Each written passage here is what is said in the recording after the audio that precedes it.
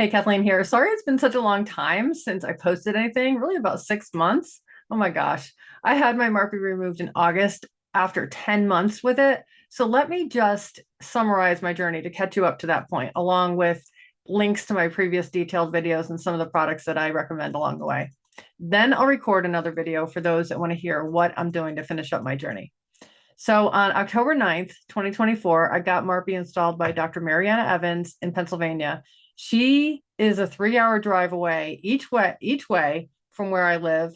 And I went to her because she was recommended by a couple other airway doctors that I had consulted with. And she seemed to be the best fit for me based on my age and because I have hypermobility syndrome.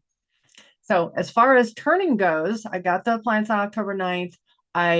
For the first 2 weeks, I turned 2 times a day.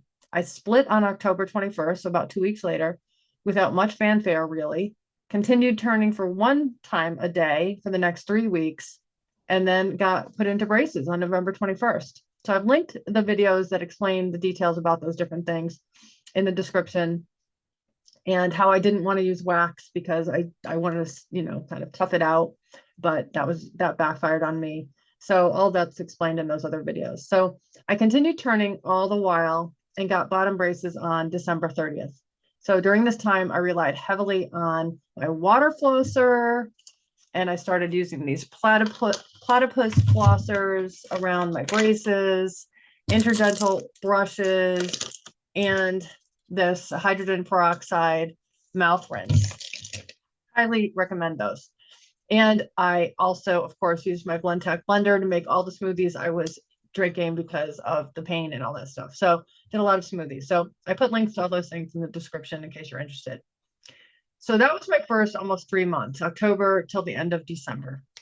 In mid-January 2025, I met with my oral surgeon who painfully doesn't take my insurance, where we talked about double jaw surgery, but also about tori removal. Tori is like a bony growth that people get in the bottom or the upper part of their palates from grinding and clenching for years, which I had pretty seriously on my bottom palate.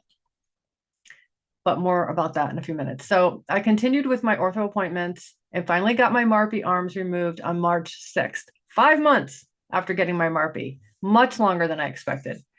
I linked the video that goes into more detail about the Marpe arm removal below.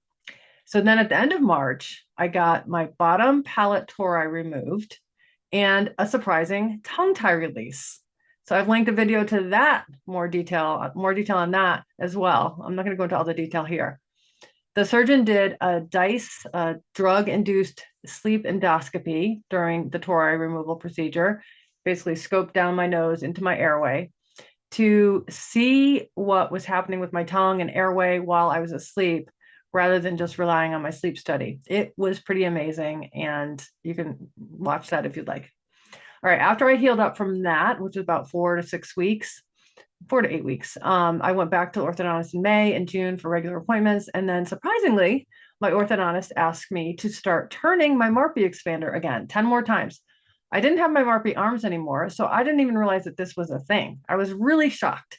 So that was like 8 months after I got the Marpe and 4 months since I hadn't been turning up till then. She really wanted me to expand enough for lower jaw surgery. Now, my surgeon had been saying since January that it would most likely be double jaw surgery, but my orthodontist kept hoping for lower jaw surgery only. Now, here's a discussion that's important. The beauty of Marpe is the expansion that you get can potentially keep you from having to do upper jaw surgery and just do lower jaw surgery.